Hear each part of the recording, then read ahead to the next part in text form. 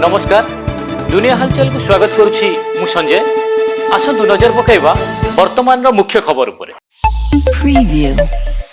नवरंगपुर जिला उमरकोट सहर कोडांगा रोड स्थित एसबीआई एटीएम रे बड़ धरणर लुट। दुर्बृत्त माने गैस कटर रे एटीएम मेसिन काटी टंका लुटि नैतिबा देखिबाकु मिलिछि। खबर पई उमरकोट पुलिस घटनास्थल रे पहुंची विभिन्न प्रमाण संग्रह करथिया बेले निकटस्थ सीसीटीवी फुटेज जांच करी तदंत आरंभ करिछि। जम्मू एवं काश्मीर रे प्रबल वर्षा जारी थिया बेले किश्तवाड़ रे चेनाब नदीर जलस्तर वृद्धि जोगु निर्माणाधीन 850 मेगावाट राटेल जल विद्युत प्रकल्पर अस्थायी कफर डैम क्षतिग्रस्त होईछि। एही घटना पर समग्र अंचल पई सतर्क सूचना जारी करा जाईछि। विजिलेंस जाल केन्द्रापड़ा जिला काउपड़ा राजस्व सर्कल सहकारी राजस्व निरीक्षक साई दर्शनी लेखा से जमी जमा संक्रांतीय काम जड़े व्यक्ति 5,500 टंका लांच नेवा बेले विजिलेंस हाथ में धरा पड़ी एवं कटक विजिलेंस टीम लांच टंका सह साई दर्शनी लेखा को काबू करथिले। केन्द्रापड़ा जिलार सता स्वाधीनता संग्रामी तथा राज्य स्वाधीनता संग्रामी संघर सभापति बिंबाधर मुदलिंकर कटक बड़ डाक्तरखाना 102 वर्ष बयस परलोक होईछि। 1923 डिसेम्बर 5 तारिख जन्मित बिंबाधर महात्मा गांधी नीति आदर्श अनुप्राणित होई मात्र 11 वर्ष बयस गांधीजी ऐतिहासिक पदयात्रा सामिल होइतिले।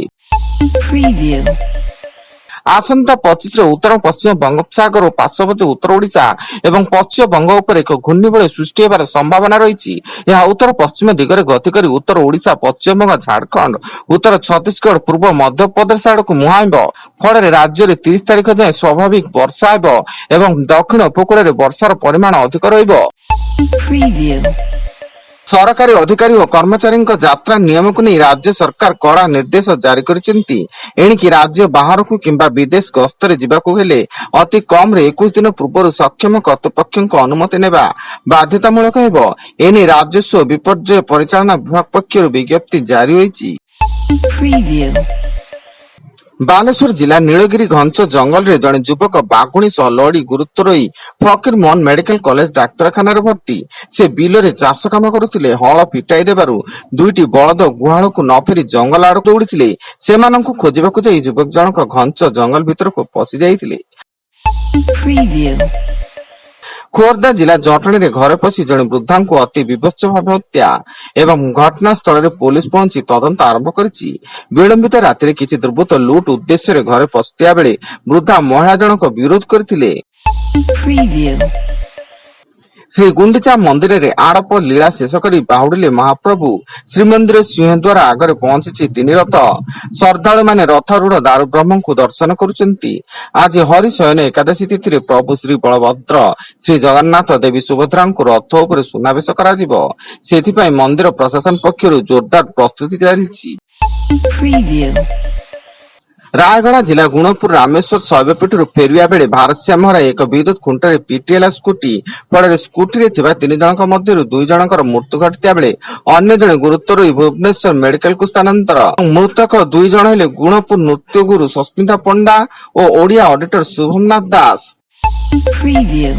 नीट यूजी पेपर लीक घटना को नहीं नेशनल टेस्टिंग एजेंसी बड़ कार्यानुष्ठान ग्रहण कर एनटीए 47 जन अधिकारी को चाकरी बहिष्कार करिसेंती। देशर एजुकेशन सिस्टम और परीक्षा आदि बड़ सुधार पर एनटीए पदक्षेप ग्रहण करिसेंती। एवं VK पांड्यन ईमेल जोगे कमिश्नरेट पुलिस को कैपिटल थाना रे हाजर हेबेनी बोली अवगत कराइछंती। पुलिस पक्षरु हाजर हेबा पई दिया जायतिबा नोटिस रे जवाब रखि से जणाइछंती जे वर्तमान से विदेश रे थिबारु व्यक्तिगत भाबे थाना रे उपस्थित रहिबा संभव नुहे। वर्तमान पई एतिकी अधिक न्यूज अपडेट्स पई विजिट करंतु आमो वेबसाइट www.duniyahalchal.in। धन्यवाद।